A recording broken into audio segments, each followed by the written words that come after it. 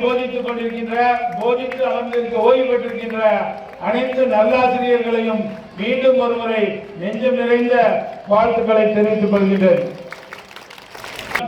புவி பேணி வளர்த்திடும் ஈசன் என்ற பாரதியை உள்வாங்கி பெண்கள் அறிவை வளர்த்தால் வையகம் பேதமை எட்டிடும் காணேன் என்ற பாரதியினுடைய வரிகளை மெய்ப்பித்து கேட்டார் பிணிக்கும் தகையவாய் ஏதாரும் வேட்ப மொழிவதாம் சொல் என்ற வள்ளுவனின் வார்த்தைக்கேற்ப கேட்பவரை மயக்கும்படி பேசும்படியும் கேட்காதவர்கள் ஐயோ டாக்டர் அம்மா பேச்ச நான் கேட்கலையே அப்படி நல்ல கருத்துக்களை சொல்ல வந்திருக்கின்ற மரியாதைக்குரிய நம்முடைய மருத்துவர் மரியாதைக்குரிய திருமதி சசித்ரா தாமோதரன் ஐயா அவர்களை மிக அன்போடு வரவேற்று உங்கள் அனைவரின் சார்பிலே வருக வருக என்று வரவேற்பதிலே பெருமகிழ்வு கொள்கின்றேன்.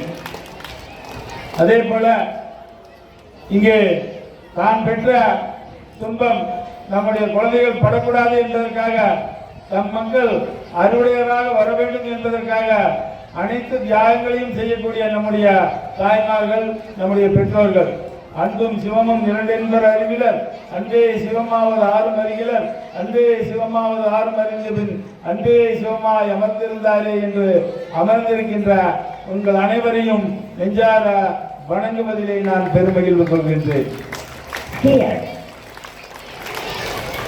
தேடி சோறு நிலம் தின்று பல சின்னஞ்சிறு கதைகள் பேசி மனம் வாடி துன்பமிக உழன்று திறர்வாட பல செய்கள் செய்து நரைகூடி இளப்பருவம் எய்தி பின் வாயுங்கள மேடிக்கை மனிதரைப் போல நான் விட்டேன் என்று நினைத்தாயோ நான் வாழ்வேன் இந்த நாட்டை காப்பேன் என்று உறுதியோடு அமர்ந்திருக்கின்ற நம் பள்ளியின் மாணவ மணிகளை நெஞ்சார வாழ்த்தி வணங்குவதிலே நான் பெருமகிழ்வு கொள்கின்றேன்.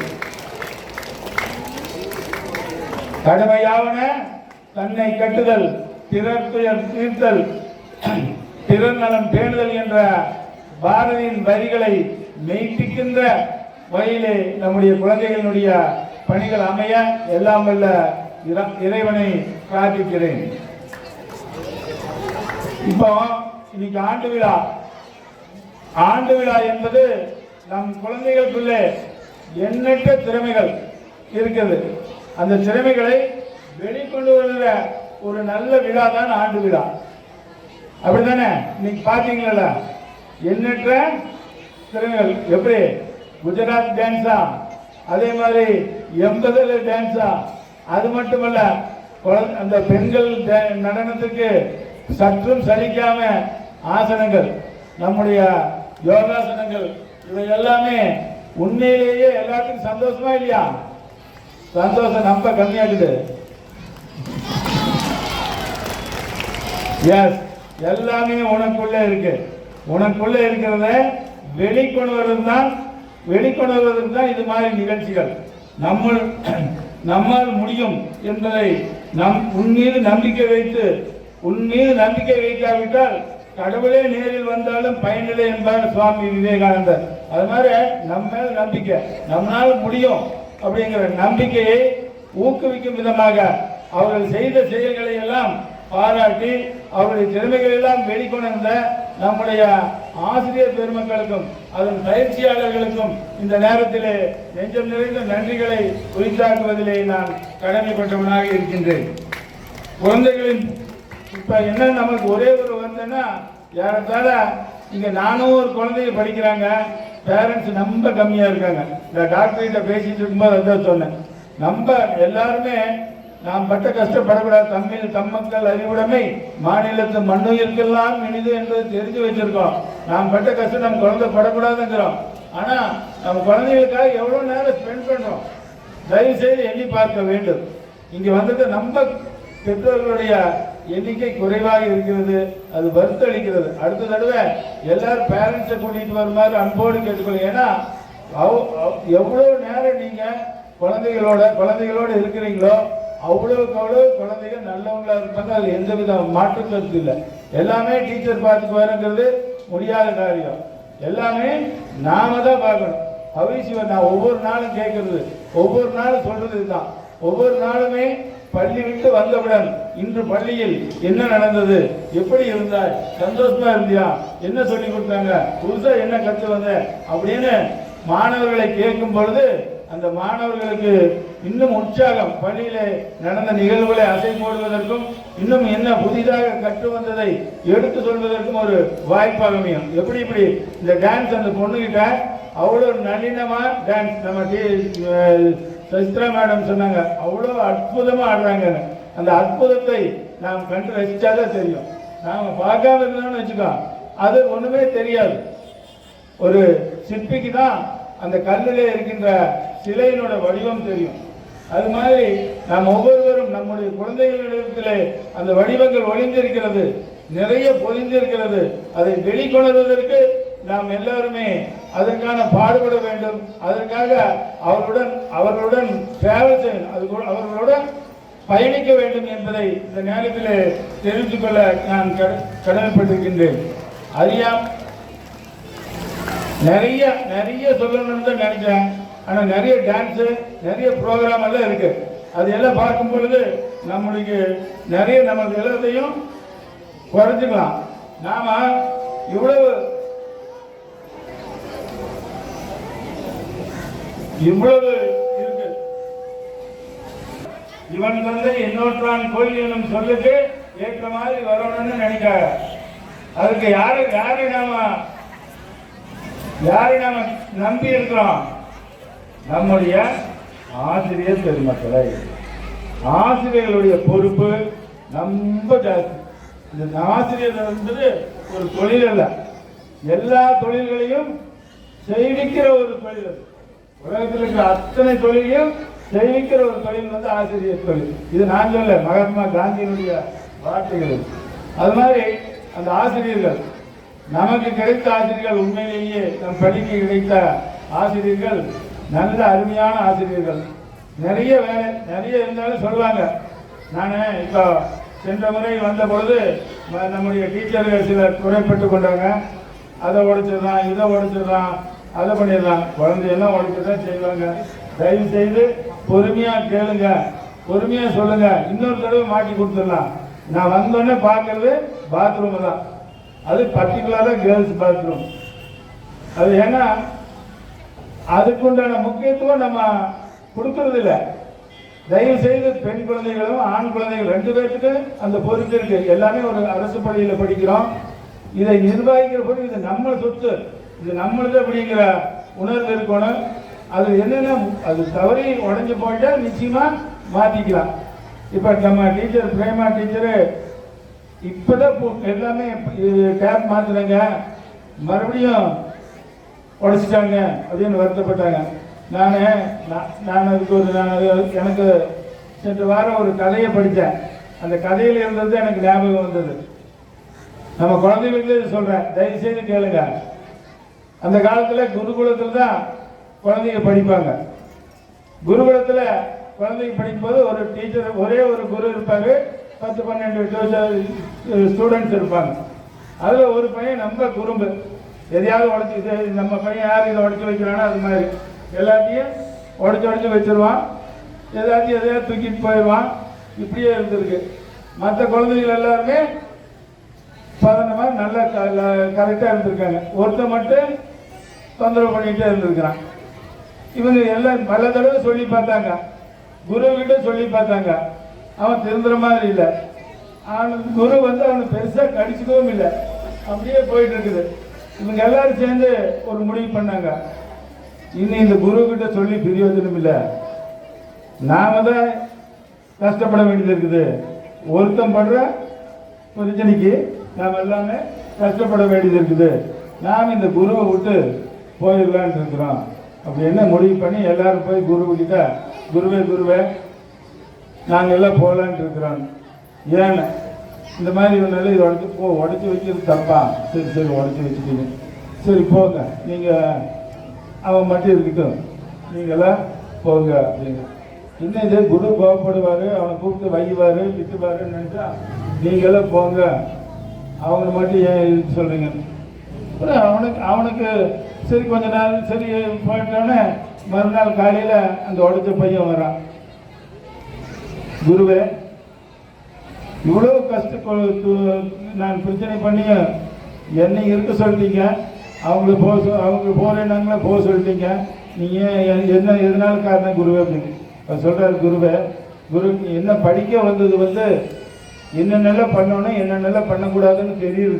வாழ்க்கையில் படிப்பு என்பது வாழ்க்கையில் என்னென்னலாம் பண்ணணும் என்னென்னலாம் பண்ணக்கூடாதுன்னு அவங்களுக்கெல்லாம் தெரிஞ்சிருச்சு. பைப்பு அடிக்கக்கூடாது, சுத்தமாக வச்சுருக்கணும், நல்லா இருக்கணும். உனக்கு இன்னும் தெரியல, நீ இதெல்லாம் செய்கிற வரைக்கும் நீ குருகுலத்தில் இரு, உனக்கு இன்னும் ட்ரைனிங் முடியல, இன்னும் குருகுலத்தில் இரு. அதனால் அந்த பையனுக்கு யார் அந்த டேப்பை உடைச்சானோ அந்த பையனுக்கு இன்னும் ட்ரைனிங் முடியல, இன்னும் கொஞ்சம் ட்ரைனிங் வேணும். அதனால் பிரேமா டீச்சர் கோபப்பட்டு பிரயோஜனம் இல்லை, அவங்களுக்கு இன்னும் கொஞ்சம் ட்ரைனிங் மகிழ்ச்சியாக கொடுங்க. அதனால் எல்லாருமே நல்லவர்கள் தான், அறிவதற்கு தான் வந்திருக்கிறோம், அந்த அறியாமை நீக்குவதற்கு தான் வந்திருக்கிறோம்.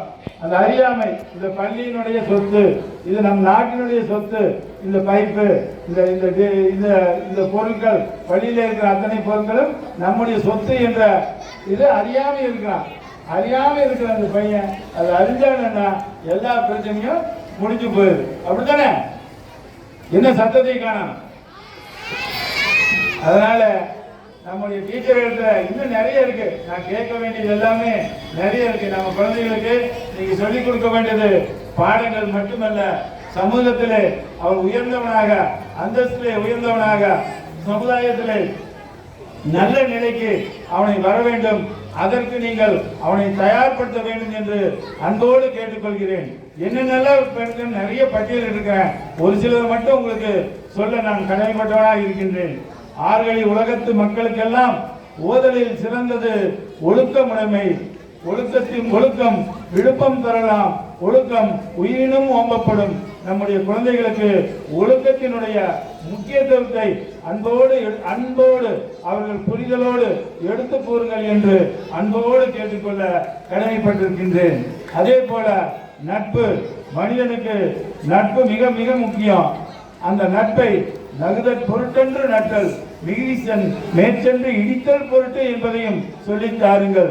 சிரித்து சிரித்து நிலையாடுவதற்கு மட்டுமல்ல நட்பு, நண்பன் தடமாறும் பொழுது அதை தட்டி அவனை நல்வழிப்படுத்துவதும் நட்பு என்பதை மரியாதையோடு அவர்கள் புரியும்படி சொல்லித் தாருங்கள். அதே மாதிரி பொறுமையை பற்றி சொல்லும் பொழுது அகழ்வாரை தாங்கும் நிலம் போல தன்னை தோண்டுகின்றவனை எப்படி இந்த பூமி தாங்கிக் கொள்கிறதோ அது போன்ற பொறுமையுடையவனாக இருப்பதற்கு அவனுக்கும் நன் மாணவிகளுக்கும் சொல்லித்தாருங்கள். அதுபோல அணிகலன், தான் அணிகின்ற அணிகள் என்பது பணிமுறையான் இன்சொலானாதல், ஒருவருக்கு அணியல்ல மற்றவர்கள் என்பது எப்படி பணிவாகவும் இனிய சொற்களை சொல்பவர்களாகவும் நம்முடைய குழந்தைகளுக்கு சொல்லித்தாருங்கள்.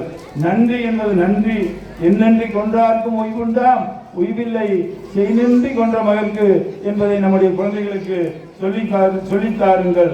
ஈதல் இசைப்பட வாழ்தல் அதுவல்லது ஊதியம் இல்லை உயிர்க்கு என்று புகழின் பெருமையை நம்முடைய குழந்தைகளுக்கு சொல்லித்தாருங்கள். கோபத்தை காட்டும் பொழுது தன்னைத்தான் காட்டின் சினக்காக்க காவாக்கால் தன்னையே கொல்லும் சினம். இந்த கோபம் தன்னையே அழித்துவிடும் என்பதை சினத்தினுடைய சொல்லித்தாருங்கள். அதே போல அறிவு என்று பார்க்கும்போது எப்பொருள் யார் யார் வாய் கேட்பினும் அப்பொருள் மெய்ப்பொருள் காண்பது அறிவு என்பதை, யாரிடத்தில் எதை உள்வாங்கினாலும் அதில் இருக்கின்ற உண்மையான பொருளை கண்டறிகின்ற அந்த ஆற்றலை நம்முடைய குழந்தைகளுக்கு சொல்லித்தாருங்கள். அதே போல தாளம் என்று பொழுது ஞானம் கருதினும் கைகூடும், காலம் கருதி இடத்தார் செய்யும் என்ற வள்ளுவனை அவனுக்கு உட்கொள்ளுங்கள்.